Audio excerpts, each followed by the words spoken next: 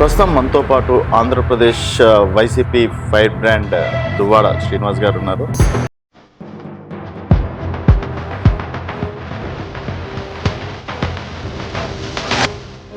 నమస్తే శ్రీనివాస్ గారు అంటే ఒక ఆంధ్రప్రదేశ్లో గుర్తుపట్టని వాళ్ళు అయితే ఉండరు. అంత బ్రాండ్ సంపాదించుకున్నటువంటి శ్రీనివాస్ గారి మీద ఈరోజు మీరు లిఫ్ట్ ఇచ్చిన వాళ్ళు కూడా మీ పైన కొంచెం వెటకారంగా మాట్లాడడం అనేది జరుగుతుంది.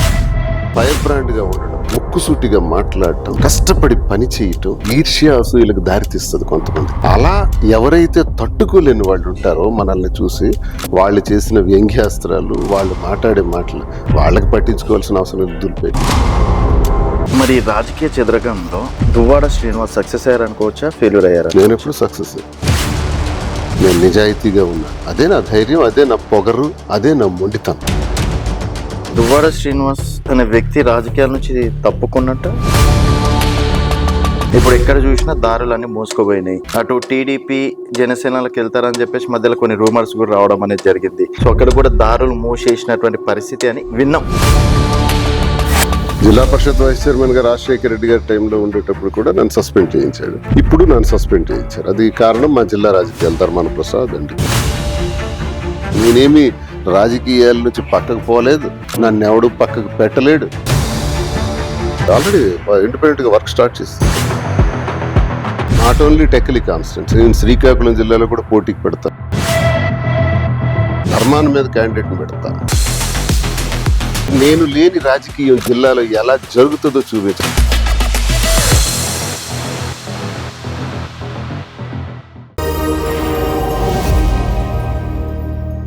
వెల్కమ్ టు తెలంగాణ వెలుగు. నేను మీ రాజు. ప్రస్తుతం మనతో పాటు Andhra Pradesh YCP fire brand Duvvada Srinivas గారు ఉన్నారు. నమస్తే నమస్కారం. సో శ్రీనివాస్ గారు, చాలా సంతోషంగా ఉంది ఈరోజు మీతోటి కలవడం, మిమ్మల్ని ఇంటర్వ్యూ చేయడం అనేది. అండ్ శ్రీనివాస్ గారు అంటే ఒకప్పుడు టెక్కిలీలో కావచ్చు, శ్రీకాకుళంలో, ఈవెన్ ఆంధ్రప్రదేశ్లో గుర్తుపట్టని వాళ్ళు అయితే ఉండరు. అంత బ్రాండ్ సంపాదించుకున్నటువంటి శ్రీనివాస్ గారి మీద ఈరోజు మీరు లిఫ్ట్ ఇచ్చిన వాళ్ళు, కొందరు లైఫ్ ఇచ్చిన వాళ్ళు కూడా మీ పైన కొంచెం వెటకారంగా మాట్లాడడం అనేది జరుగుతుంది సార్. అంటే ఎందుకు ఇలాంటి పరిస్థితి వచ్చిందని చెప్పేసి మనం అనుకుంటున్నాను. వెటకారం నిజంగా మీరు చెప్పింది నిజమే.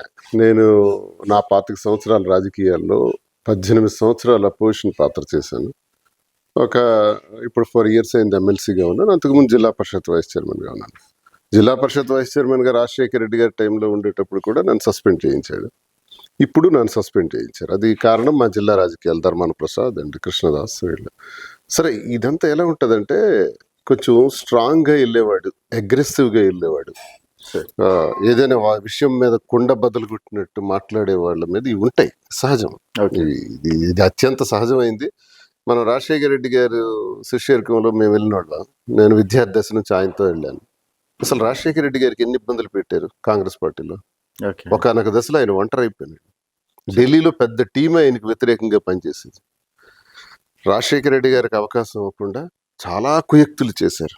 రాజశేఖర రెడ్డి గారు పాదయాత్ర చేసిన తర్వాత 2004లో ప్రభుత్వం వచ్చిన తర్వాత, గెలిచిన తర్వాత ఆయన ముఖ్యమంత్రిని తప్పించి మరొక వ్యక్తిని పెట్టాలి అని సోనియా గాంధీ దగ్గర కూర్చున్న టీం ఉన్నారు.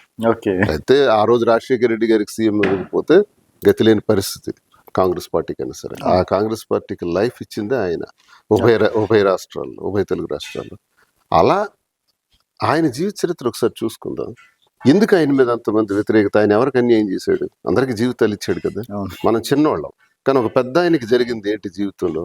ఆయన ఫైర్ బ్రాండ్ గా ఉండడం, ముక్కుసూటిగా మాట్లాడటం, కష్టపడి పని చేయటం, ఇది అసూయ, ఈర్ష్య అసూయలకు దారితీస్తుంది కొంతమందికి. అలా ఎవరైతే తట్టుకోలేని వాళ్ళు ఉంటారో మనల్ని చూసి, వాళ్ళు చేసిన వ్యంగ్యాస్త్రాలు, వాళ్ళు మాట్లాడే మాటలు వాళ్ళకి పట్టించుకోవాల్సిన అవసరం దులిపేయటం. అయితే మా వైఎస్ఆర్ తోటి శ్రీనివాస్ గారు పోల్చుకుంటున్నారా? నో. ఒక పెద్ద ఆయన్ని మనం ఉదాహరణకి తీసుకుంటాం. ఒక గురువు గారు, నాకు రాజకీయ గురువు ఆయనే. సో ఆయన జీవితం ఎలా వెళ్ళింది? రామారావు గారు ఉన్నారు, ఒక పెద్ద ఆయన, ఒక నటుడిగా, మహానటుడు, మొకటం లేని మహారాజు. నటుడిగా ఆయన స్థాయి ప్రపంచంలో ఇంకెవడికి రాదు. ఆయన అంత నటుడే ఉన్నాడు. కానీ ఆయన జీవితం కూడా ఎలా వెళ్ళింది? ఇవన్నీ మనం ఉదాహరణలకు తీసుకుంటాం. పెద్దవాళ్ళ జీవితాన్ని ఉదాహరణలకు తీసుకుంటాం, వాళ్ళతో పోల్చుకోవటం కాదు. సో మరి రాజకీయ చెదరగంలో దువ్వాడ శ్రీనివాస్ సక్సెస్ అయ్యారు అనుకోవచ్చా, ఫెయిల్యూర్ అయ్యారు నేను ఎప్పుడు సక్సెస్. నేను కింద పడిపోయినా లేచిపోతాను మళ్ళీ. సార్? ఈత రాదు కాబట్టి సముద్రంలో పడేసిన అక్కడే ఈత నేర్చేసి మళ్ళీ ఒడికి వచ్చేస్తాను. అంత కాన్ఫిడెన్స్ ఏంటి సార్? ఎస్, నాకు నేనే కాన్ఫిడెన్స్. నేను ఎవడికి భయపడేది లేదు. ఒకటే, నేను తప్పు చేయను. ఓకే. తప్పు అని నా జీవితంలో, ఇన్నేళ్ల జీవితంలో రాజకీయాల్లో ₹1 లంచం తీసుకోలేదు, అక్రమాలు చేయలేదు, అవినీతి చేయలేదు, భూ కబ్జాలు చేయలేదు. చాలా మందిలా ఓకే. నేను నిజాయితీగా ఉన్నాను. అదే నా ధైర్యం, అదే నా పొగరు, అదే నా మొండితనం. ఓకే. ఇది రేర్గా కొంతమందికి వస్తుంటది. రేర్గా ఇది రావాలి అంటే ఈ క్యారెక్టర్స్ ఉండాలి. సో ఇప్పుడు దువ్వాడ శ్రీనివాస్ అనే వ్యక్తి రాజకీయాల నుంచి తప్పుకున్నట్ట? ఎందుకంటే వైసీపీ ఎమ్మెల్సీ చేసింది, తర్వాత మళ్ళీ సస్పెండ్ చేయడం అనేది జరిగింది. ఇప్పుడు ఎక్కడ చూసినా దారులన్నీ మోసుకుపోయినాయి. అటు టీడీపీ జనసేనలకు వెళ్తారని చెప్పేసి మధ్యలో కొన్ని రూమర్స్ కూడా రావడం అనేది జరిగింది. సో అక్కడ కూడా దారులు మూసేసినటువంటి పరిస్థితి అని విన్నాం. సో ఏం మరి ఇప్పుడు ఒంటరివాడ అయిపోయాడు దువ్వాడ శ్రీనివాస్ అనే టాక్స్. ఇప్పుడు 2007 సంవత్సరంలో జిల్లా పరిషత్ వైస్ చైర్మన్ గా ఉండేటప్పుడు రాజశేఖర రెడ్డి గారు, నా గురు సమానులు, వారి పెద్దవారి దగ్గర వారే నాకు జిల్లాకు పరిచయం చేశారు. నాకు అంత స్థాయిని ఇచ్చింది ఆయనే. అలాంటి రాజశేఖర రెడ్డి గారి పాదయాత్రలో కీలక పాత్ర కూడా వహించాను. అలాంటి వ్యక్తి దగ్గర నాకు సస్పెన్షన్ జరిగింది. అంటే మా జిల్లా రాజకీయం. ధర్మాన ప్రసాద్ ఆ రోజు కూడా కీలక పాత్ర పోషించాడు. నేను కావాలా, శ్రీని కావాలా తేల్చుకోండి అని చెప్పాడు. అప్పుడు ఆయన రెవెన్యూ మినిస్టర్ కాబట్టి సస్పెండ్ చేయాల్సిన అవసరం. సస్పెండ్ చేసినప్పుడు మీరు ఒంటరి అని అన్నారు కదా, ఆ రోజు నేను ఒంటరి. ఓకే. అప్పుడు నా వయసు ఎంత, జస్ట్ 33-34 ఇయర్స్. అప్పుడు ఒంటరిగా ఉండేటప్పుడు నేను ఆలోచించాను, ఏం తప్పు చేశానని నన్ను సస్పెండ్ చేయించాడు ధర్మాన ప్రసాద్. రాజశేఖర రెడ్డి గారి దగ్గర చనువుగా ఉండడం, అత్యంత 4:30కి వెళ్ళేవాడిని రాజశేఖర రెడ్డి గారి దగ్గరికి. ఒక 4-5 ఆయన ఈ రాష్ట్రంలో అలా వెళ్తారు ఆయన దగ్గరికి ఆ టైంలో. అందులో నేను ఒక్కడిని. 4:30 అక్కడ ఉంటాను. 5:15 వరకు సార్ దగ్గర ఉంటాను.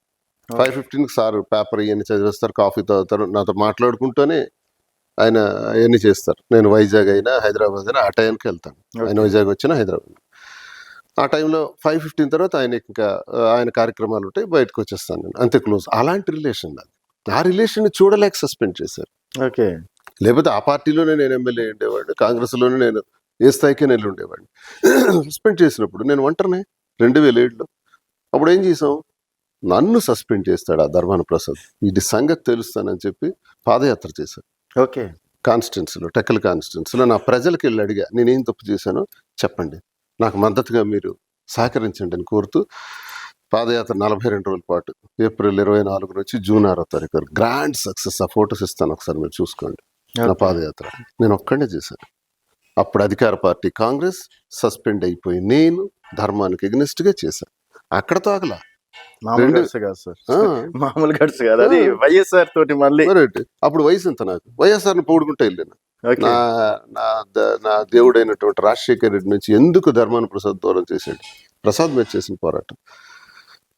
అక్కడి నుంచి మళ్ళీ నేను పోరాటాలు చేశాను. Thermal power plant, east Coast thermal power plant, రైతులకు, మత్స్యకారులకు అన్యాయం జరుగుతుంది అక్కడ. ఓకే.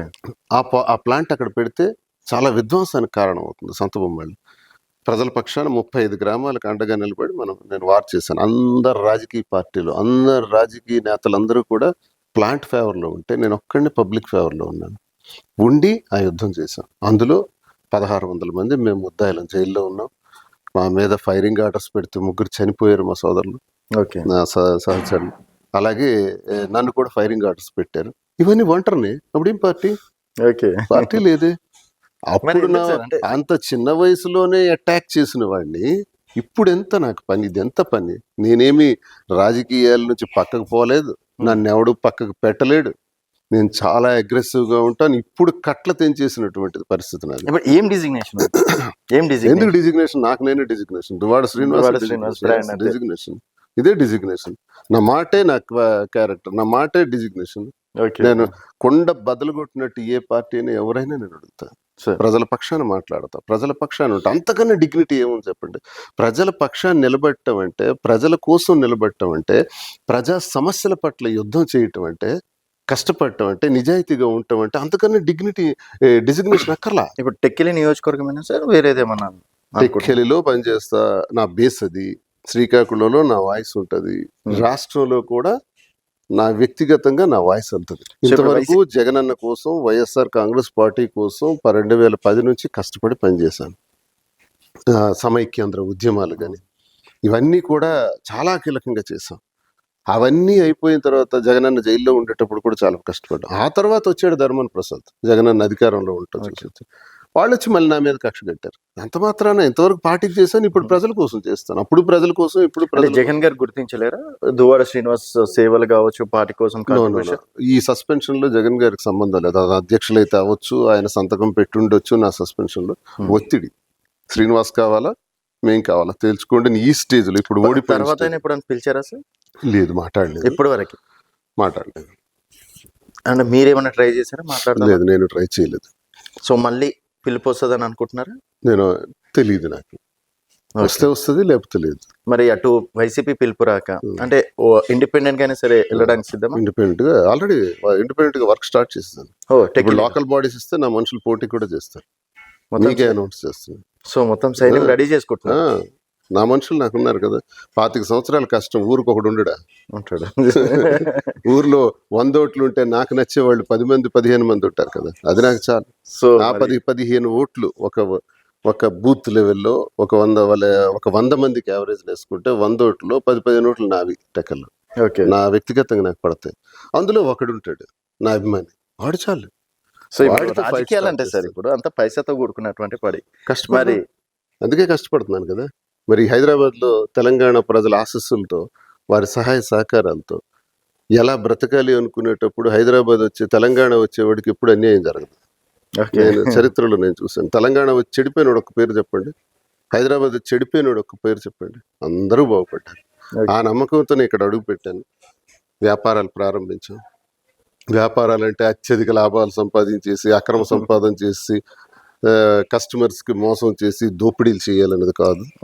వ్యాపారం అంటే అందరూ ఎలా చేస్తున్నారు, నేననేవాడి వ్యాపారంలో మాదిరి మేము కలిసి చేస్తే ఎలా ఉండాలి, క్వాలిటీ ఉండాలి, వెరైటీ ఉండాలి, రీజనబుల్ ప్రైస్ ఉండాలి.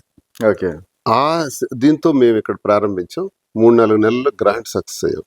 ఇప్పుడు ఫర్దర్ బ్రాంచ్ వైజాగ్ లో స్టార్ట్ అవుతుంది, మళ్ళీ జూబ్లీ హిల్స్ లో స్టార్ట్ అవుతుంది. ఇలా ఇవన్నీ పెంచుకుంటా ముందుకెళ్తాం. దీని ద్వారా ఇన్కమ్ సోర్సెస్ ని కూడా డెవలప్ చేసుకుంటూ, మాకున్న అవసరమైతే ఏవో కొంత ఆస్తులు ఉంటే ఆస్తులు కూడా అమ్మి ఎన్నికలకు వెళ్తాను. మళ్ళీ కష్టపడతాను, వెనకడికి నేను క్యాడర్ నిల్చోబెట్టుకుంటాను.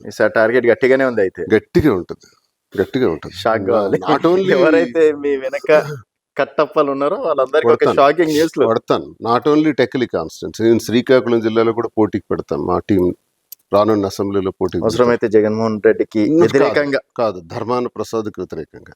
ధర్మాన మీద క్యాండిడేట్ ని పెడతా, కృష్ణదాస్ మీద క్యాండిడేట్ ని పెడతా. పలాసలో ఆల్రెడీ మా బ్రదర్ ఫాస్ట్ గా వెళ్తున్నాడు, దువ్వాడ శ్రీధర్ అని. ఇలా కొన్ని నియోజకవర్గాల్లో నా సత్తా ఏంటో చూపెట్టాలి. అదే సార్ ఇప్పుడు నేను లేని రాజకీయం జిల్లాలో ఎలా జరుగుతుందో చూపించాలి. ఇక్కడ గెలిపోవటం పక్కన పెట్టండి, సరే గెలుస్తామా ఓడతామా ఇది అన్నెసరీ. ఓకే, బట్ నా స్ట్రెంగ్త్ చూపిస్తాను సార్. ఒకప్పుడు మీరు వస్తుంటే చాలా మంది భయపడేవాళ్ళు సార్ జనాలు. అంటే ప్రేమ అనుకోవచ్చు, ప్రేమతో కూడిన భయం అనుకోవచ్చు, గౌరవం అనుకోవచ్చు. అట్లాంటి జనాలకి ఈవెన్ సోషల్ మీడియాలో కావచ్చు మీ మీద లేనిపోనివో లేకపోతే రకరకాల మీమ్స్ చేసి అవి చేసి ఒకానొక సందర్భాల్లో చెప్పాలంటే ఒక కమెడియన్ గా తీర్చిదిద్దినటువంటి సందర్భాలు ఉన్నాయి. అలాంటివి మీ దృష్టికి వచ్చినాయి సార్? వచ్చాయి. ఏంటంటే నా జీవితంలో ఏ తప్పు చేయని నేను, విధి రాత ఒకటి ఉంటుంది, కర్మ అన్నది ఒకటి ఉంటుంది. Man proposes, God disposes. మనం ఒకటి అనుకుంటే భగవంతుడు వేరేది నిర్ణయిస్తారు. ఆ నిర్ణయం ప్రకారం నా జీవితంలో ఊహించని మలుపులు జరిగినాయి. కుటుంబంలో సంక్షోభంలో ఒంటరి అయిపోవడం, ఆ ఒంటరైన సందర్భంలో మాధురి నాతో అండగా నిలబడటం, ఇవన్నీ ప్రజలకు తెలిసినవే గత చరిత్ర. ఆ అండగా నిలబడిన దానిలో ఏం చేయాలని నిర్ణయానికి వచ్చి మాధురి నేను కలిసి ఉండాలని నిర్ణయానికి రావటం. ఆమెకి కుటుంబ బాధ్యతలు ఉన్నాయి, ఇబ్బందులు ఉన్నాయి, నాకు ఉన్నాయి. ఈ రెండింటి మధ్య మేము ఒక నిర్ణయం తీసుకొని అడగచ్చు లేదు, సందర్భం వచ్చింది కాబట్టి అడిగాను. సో వాణి గారితో ఉన్నప్పుడు దువ్వాడ గారు పవర్ఫుల్ గా ఉండే. సో ఇప్పుడైతే మాధురి గారు ఎంటర్ అయ్యారు అన్నది ఒక టాక్ నడుస్తుంది సార్, అదొక క్లారిటీ ఏమన్నా? అప్పుడు దువ్వాడ శ్రీనివాస్ ఇప్పుడు డిఎస్ చేస్తాం అంటే డబుల్ స్ట్రెంగ్త్ అవుతుంది. ఓకే, డబుల్ స్ట్రెంగ్త్ అవుతుంది.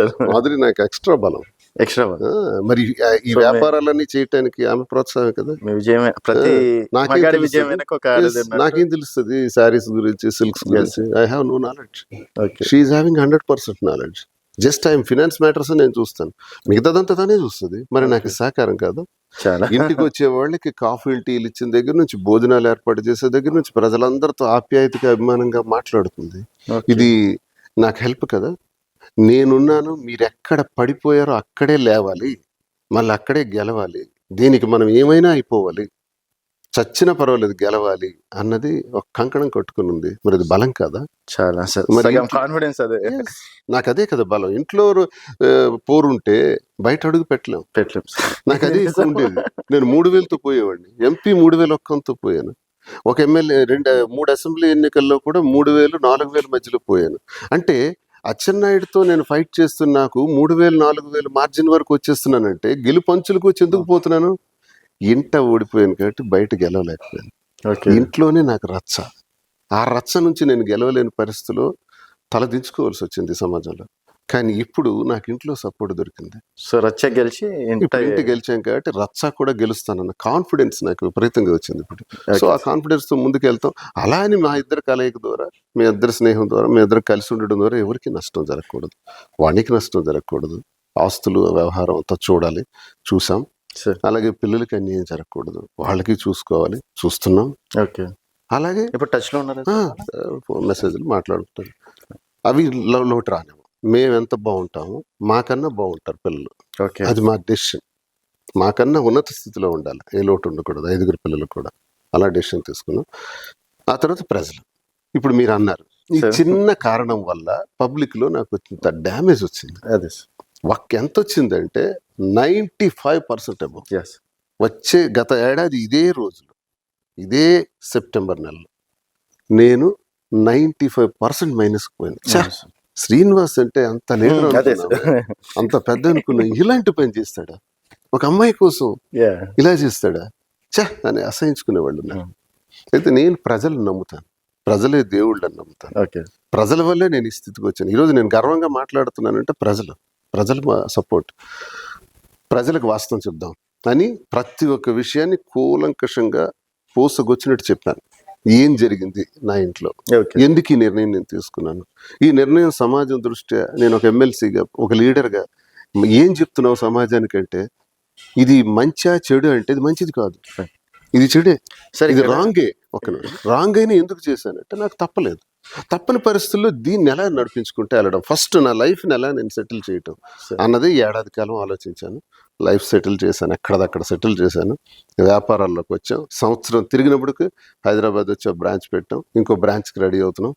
ఇంకా ఇవన్నీ కూడా పికప్. మరొక 2-3 సంవత్సరాలు ఇంకా స్థాయికి వెళ్తాం. 1000 మంది కనీసం మన దగ్గర జీతాలు పుచ్చుకొని 1000 మంది బ్రతకాలి, 1000 మందికి భోజనం పెట్టాలి, 1000 మందికి జీతాలు ఇవ్వాలి. మాదిరి నా ఉద్దేశం అది. ఈరోజు 60 మంది బ్రతుకుతున్నారు, అలాగే 1000 మంది కావాలి. అంత స్థాయికి వెళ్తే ఒక విమెన్ ఎంటర్ప్రెన్యూర్గా ఆమె సెటిల్ కావాలి, ఒక పొలిటీషియన్గా నేను సెటిల్ కావాలి, అందరినీ చల్లగా చూసుకోవాలి, ప్రతి ఒక్కరికి ఉపయోగపడాలి.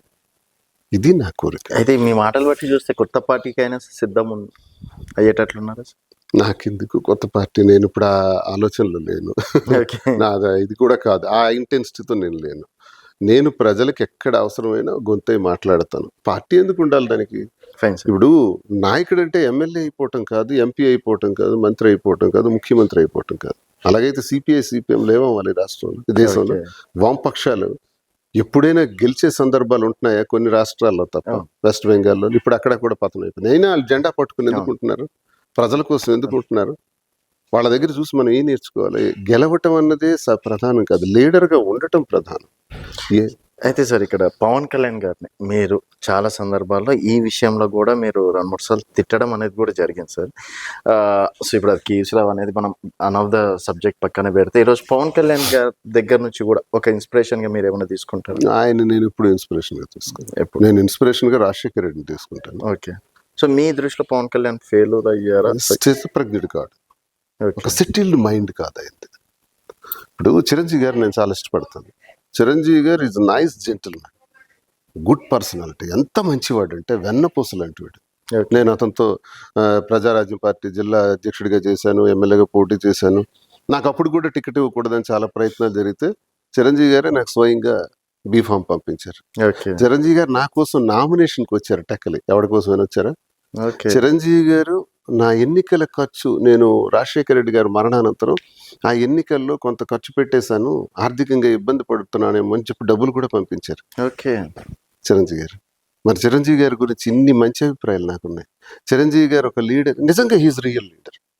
నా కష్టాన్ని చూశాడు కదా, నామినేషన్కి వచ్చాడు కదా, నిలబడ్డాడు కదా నా కోసం. అంతే కదా, ఆయన సృష్టించిన ప్రజారాజ్యం పార్టీలో సూర్యుడి గుర్తు మీద రాష్ట్రంలో పోటీ చేసింది నేను ఒక్కడే. సార్.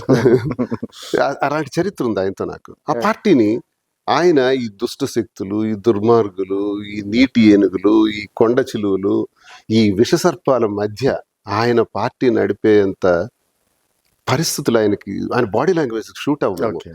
ఆయన మనసుకి షూట్ అవ్వము. హై కట్ చేశాడు, కాంగ్రెస్ లో మెర్జ్ చేశారు. గుడ్. ఇది కూడా ఒక లీడర్షిప్. ఇప్పుడు ఎక్కడ కావాలంటే మంచి చేస్తున్నాడు, 10 మందికి సార్ ఉపయోగపడుతుంది. ఇప్పుడు ఇక్కడ పవన్ అదే కళ్యాణ్ పవన్ గారు కళ్యాణ్ గారు 2 ఎంపీలు గెలిచారు, 21 ఉమ్, ఎమ్మెల్యేలు గెలిచారు, అదే పడిన చోటే ఇప్పుడు నిలబడ్డాడు, చిరంజీవి గురించి, డిప్యూటీ సీఎం అయ్యింది సార్. చిరంజీవి గారి గురించి మాట్లాడుతున్నా నేను. ఇప్పుడు పవన్ కళ్యాణ్ క్షమిద్దాం. పవన్ కళ్యాణ్ ఎప్పుడు కూడా నిన్న మీటింగ్ లో కూడా 2014 నుంచి నేను కష్టపడ్డాను 2014 కాదు సార్, 2009, 2008 ప్రజారాజ్యం ఆవిర్భావం నుంచి కూడా మీరు కష్టపడుతున్నారు. ఓకే. దయచేసి ఆ 4-5 ఇయర్స్ విడిచిపెట్టేయకండి అంటున్నా. ఫైన్. అంటే అది కూడా ఆ 4-5 ఇయర్స్ లో మేము నష్టపోయిన వాళ్ళము అంటున్నాం. ప్రజారాజ్యం పార్టీలో తీవ్రంగా నేనైతే సెటిల్ అయ్యాను, కానీ చాలా మంది కేర్ ఆఫ్ ఫుట్పాత్ అయిపోయారు. ఓకే. అసలు ప్రజారాజ్యం పార్టీలోకి చేరిన క్యాడరు, లీడర్షిప్ ఎక్సలెంట్. ఉమ్. రిటైర్డ్ ఐఏఎస్లు కొంతమంది ఉద్యోగాలు రిజైన్ చేసి కూడా వచ్చేసినారు. ఐఏఎస్లు, ఐపీఎస్లు పెద్ద పెద్ద వాళ్ళు టీం చేరారు. అసలు పార్టీ నిలబెట్టుంటే చిరంజీవి గారు గ్యారంటీగా సీఎం అయి ఉండేవారు. ఓకే. అంత స్థాయి గల టీం అక్కడికి వచ్చింది. కానీ అంతే. మరి అప్పుడు మీరు యువరాజ్యం అధ్యక్షులు, అవును. ఎందుకు పార్టీ నిలబెట్టడానికి ప్రయత్నించలేదు? మమ్మల్ని ఎందుకు కేర్ ఆఫ్ ఫుట్పాత్ చేసేసినారు? ఎంతో మంది కేర్ ఆఫ్ ఫుట్పాత్ అయిన వాళ్ళ కోసం నేను ప్రశ్న అడుగుతున్నాను. Yeah, fine sir. మరి అంతమంది ఫుట్పాత్ అయిపోయినప్పుడు ఎంతమంది బాధపడ్డారు నాకు తెలుసు, వాళ్ళ పేర్లన్నీ కూడా. వాళ్ళందరూ కూడా మమ్మల్ని విడిచేశారు. ఇప్పుడు ఏం చేయాలి? కొంతమంది రాజకీయాలు విడిచిపోయారు, మళ్ళీ కొంతమంది నష్టపోయినారు. ఇవన్నీ ఎన్నికల్లో పోటీ చేశారు. అప్పుడు ప్రజారాజ్యంలో యువరాజ్యం అధ్యక్షుడిగా ఉన్న ఈయన దగ్గరికి మేము వెళ్ళాం, కొంతమంది వెళ్ళి ఏం సార్ అన్నయ్య గారు పార్టీలో కల్పిస్తున్నాం అంటున్నారు, పార్టీ విలీనం చేసేస్తామంటున్నారు, ఆఖరి మాట ప్రయత్నిద్దామని ఒక ప్రయత్నంలో భాగంగా పెద్దోళ్ళందరూ కలిసి వెళ్దాం. నేను అందులో ఒకడిని. మీరైనా ఆలోచించండి, ఈ పార్టీని కొనసాగించండి, ఎప్పటికైనా ముఖ్యమంత్రి అవుతారు. 18 సీట్లు వచ్చాయి, 75 లక్షల ఓట్లు వచ్చాయి, యాంటీ కాంగ్రెస్ ఓటింగ్ చాలా చీల్చారు, కాపు నాయకత్వానికి ముఖ్యమంత్రి అయ్యే యోగ్యత వస్తుంది, చిరంజీవి గారు అవుతారని ఇంత చెప్తే నో, నాకు అవసరం లేదు, నేను సినిమాలు చూసుకుంటా, పండి గెట్ అవుట్ అనేసి నిర్దాక్షిణ్యం మాకు గుచ్చుకుంది. అది లేకపోతే వ్యక్తిగతంగా ఆయన మీద నాకు ఎందుకు కోపం ఉంటుంది? అలాంటి వ్యక్తి 2014లో పార్టీ అన్నారు. ఇది నేను 14 ముందు స్టోరీ ఓకే. చెప్పాను. 14 14 నుంచి ఏం జరిగిందో మనందరికీ తెలుసు. Yeah sir. ఆ తర్వాత నేను అనేది పాత రిలేషన్ ని కావచ్చు, తర్వాత మీరు ప్రజారాజ్యంలో కష్టపడిన తీరు పవన్ ఎవరికి కళ్యాణ్ గారు. తెలుసు? ఇప్పుడు పవన్ కళ్యాణ్ బ్యాచ్ కి స్టోరీ తెలుసా? నేను మాట్లాడితే మీమ్స్ పెడతారు, స్టోరీ పెడతారు, కామెంట్స్ పెడతారు. Yeah, మా sir. బాధ ఏంటో మీకు తెలుసా? Yes. చిరంజీవి గారిని మెచ్చుకున్న నేను ఎందుకు ఇతనికి యాక్సెప్ట్ చేయలేకపోతున్నాను? ఆ స్థిత ప్రజ్ఞత లేదంటున్నాను. ఓకే సార్, ఇప్పుడు పక్కన పెడితే ఒకవేళ పవన్ కళ్యాణ్ గారికి రేపు దువ్వాడ శ్రీనివాస్ అవసరం ఉంటే వెళ్తారా? నేను మీకు ఒక మాట చెప్తున్నాను, తిట్టాను నా నోటి నుంచి, Yeah. మళ్ళీ ఎలా పొగడమంటారు? కష్టం అంటే ఇలాగే చచ్చిపోతాను, కానీ వెళ్ళారు. మాట మార్చు. టీడీపీ. నేను చంద్రబాబు నాయుడు గారికి విమర్శించాను, లోకేష్ గారిని విమర్శించాను, ఇప్పుడు ఎలా పొగడమంటారు? ఓకే. నా క్యారెక్టర్ గారు షూట్ కాదు. నా అదే దువ్వాడ శ్రీనివాస్ అంటే మీరు అన్నారు కదా, ఏంటి మీ ధైర్యం, ఏంటి మీ బలం, ఏంటి మీ శక్తి అంటే. వెళ్తే వైసీపీ జగన్మోహన్ రెడ్డి గారు నాకు ఇప్పుడు ఈ పార్టీలో సస్పెండ్ అయ్యాను. రాజశేఖర రెడ్డి గారిని ఎంత గౌరవిస్తానో, ఒక దైవ సమానుడిగా చూస్తాను, అదే విధంగా నేను జగన్ గారు కూడా చూస్తాను. జగన్ గారు కూడా నా గుండెల్లో అదే నా స్థానం. నేను అతనికి పెట్టుకున్నది, నా గుండెల్లో పెట్టుకుంది. జగన్ అన్న మనసులో నుంచి వచ్చింది కాదు ఈ సస్పెన్షన్. ఒకవేళ జగన్ అన్న నిజంగా శ్రీనివాస్ అవసరం ఉందని పిలిస్తే మళ్ళీ గా రిప్లేస్ అవుతాం. ఒకవేళ కాదు, ఇంక శ్రీనివాస్ అక్కర్లేదు, సస్పెండ్ చేశారు. అదే సస్పెన్షన్ అంటే ఏంటంటే అలా విధుల నుంచి తప్పించి కూర్చోబెట్టడం. పాజ్. కవిత గారిని కూడా చేశారు కదా, pause. It can be revoked. అదే నేను కృష్ణదాస్ కి, ధర్మాన ప్రసాద్ కి అదే హెచ్చరిక చేశాను. అరే బాబు, నేను ఏ క్షణాన్ని నేను వచ్చేస్తాను, మళ్ళీ సస్పెన్షన్ ఎత్తియొచ్చు, సస్పెన్షన్తో ఆపకండి, మీకు దమ్ముంటే బహిష్కరించండి, ఎక్స్పెల్ చేయండి, యా ఇంక నన్ను ఉంచకండి ఇలా. నేను నేను వద్దు అనుకొని కక్షగట్టి నన్ను సస్పెండ్ చేయించిన వాళ్ళు సార్ దగ్గర, మళ్ళీ సార్ నన్ను ఎప్పుడైనా పిలిచేస్తే నేను వచ్చేస్తే మళ్ళీ పాత స్టోరీ మీకు వదలను. కాబట్టి దయచేసి ఎక్స్పెల్ చేసేయండి, బహిష్కరించేయండి, ఇంక మీకు నాకు cat. ఓకే అది మొండిగా చెప్తున్నాను ఈ మాట.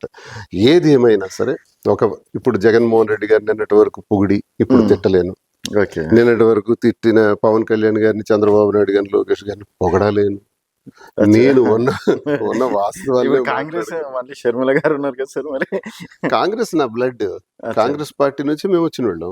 మళ్ళీ ఎవరైనా మళ్ళీ వెళ్ళే ఈ చాయిసెస్ దేశంలో ఎవడ రాజకీయం చూసిన వాళ్ళు కాంగ్రెస్ నుంచి వచ్చిన వాళ్ళే కదా. మళ్ళీ ఏమైనా వెళ్ళే చాయిస్ ఉందా? సో ఇక్కడ జగన్ అన్న కూడా పిలవకపోతే కాంగ్రెస్ పార్టీ ఆర్గనైజేషన్ కూడా ఆర్గనైజర్ గా వెళ్ళట్లేదండి ఏపీలో, అస్సలు బాగలేదు, ఆర్గనైజర్ గా వెళ్ళాలి. షర్మిల గారు సక్సెస్ అంటారా? కష్టం. షర్మిల గారు వైఎస్ఆర్ గారు కుమార్తెగా, జగన్మోహన్ రెడ్డి గారికి ఆవిడకి తేడా ఉంది.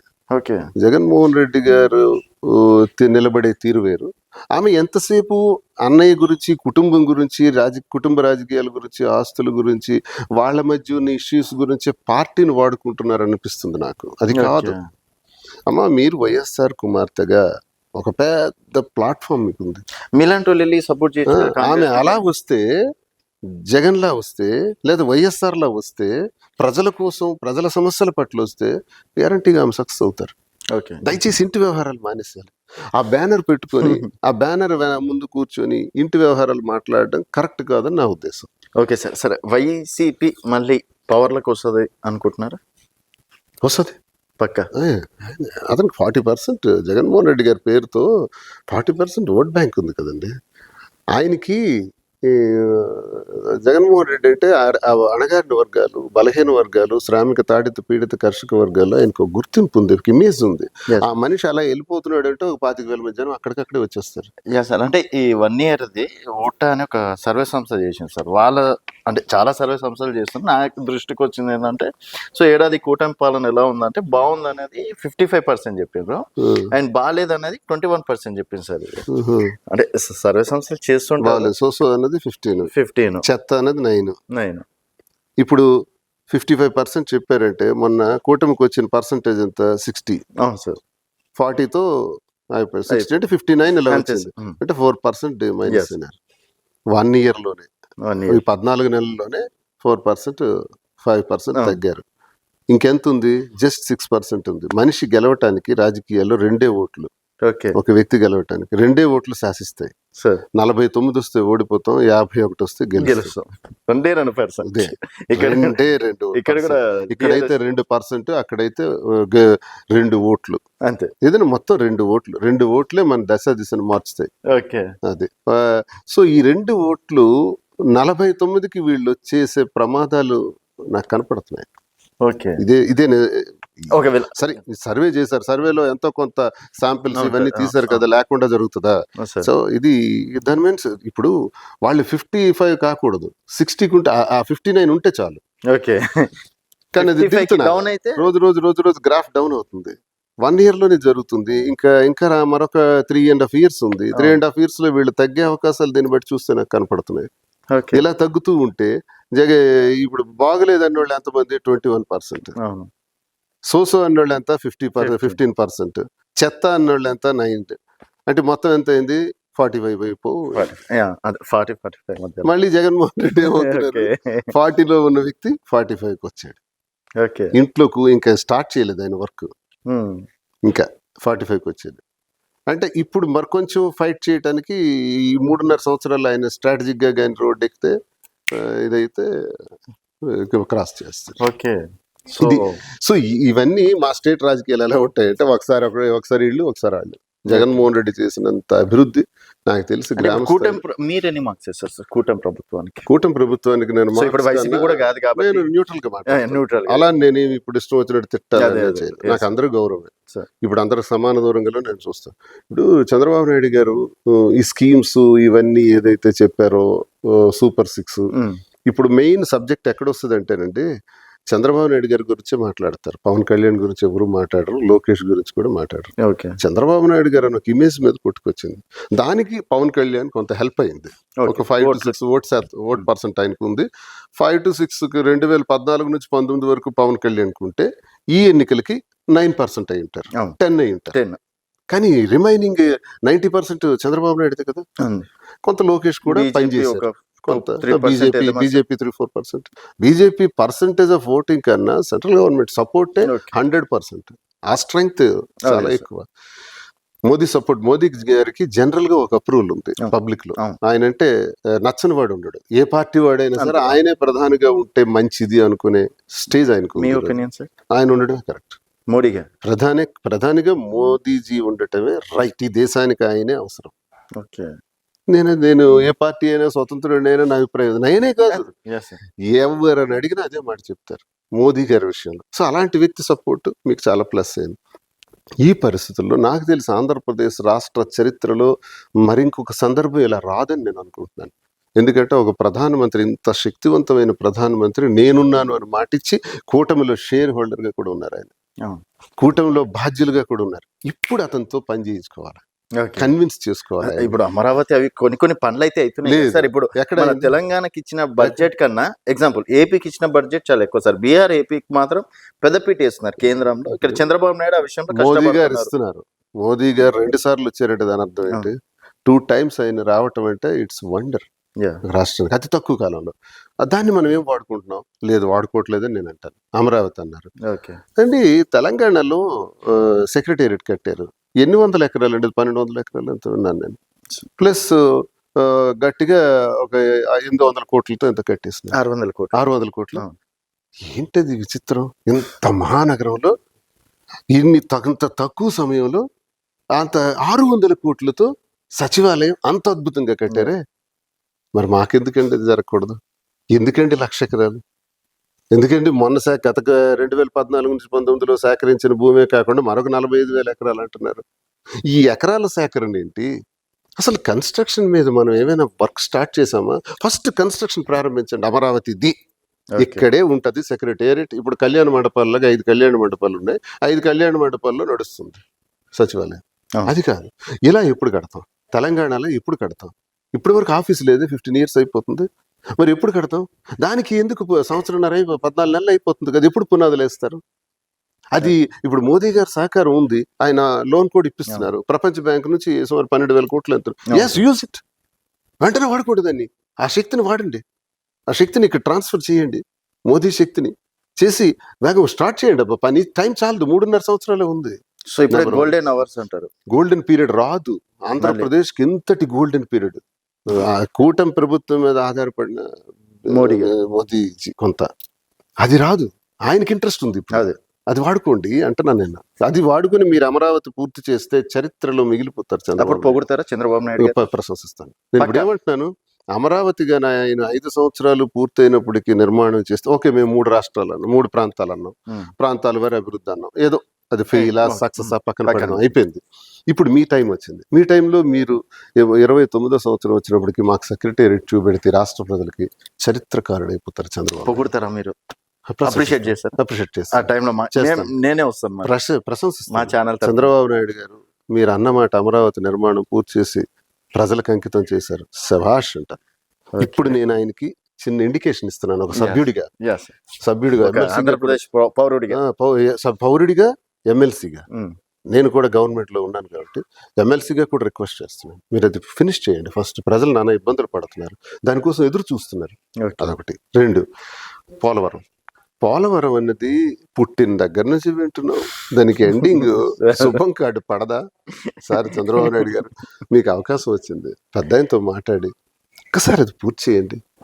పూర్తి చేస్తే అదొకటి జీవగడ్డ, ప్రజలకి అందరికీ అదొక మహాప్రసాదం అవుతుంది. పోలవరం పూర్తి 2 ఆయన చేస్తే చాలు, 1 అమరావతి, 2 పోలవరం. మా ఉత్తరాంధ్రకి సంబంధించి విశాఖ ఉక్కు ఉంది, విశాఖ ఉక్కు ఆంధ్రుల హక్కు అన్నాం. నాకు తెలిసి ప్రపంచంలో ఏ పరిశ్రమకు కూడా ప్రజలు ఎమోషన్ గా తీసుకునే పరిశ్రమ ప్రపంచంలో ఎక్కడ లేదు, ఒక్క విశాఖ.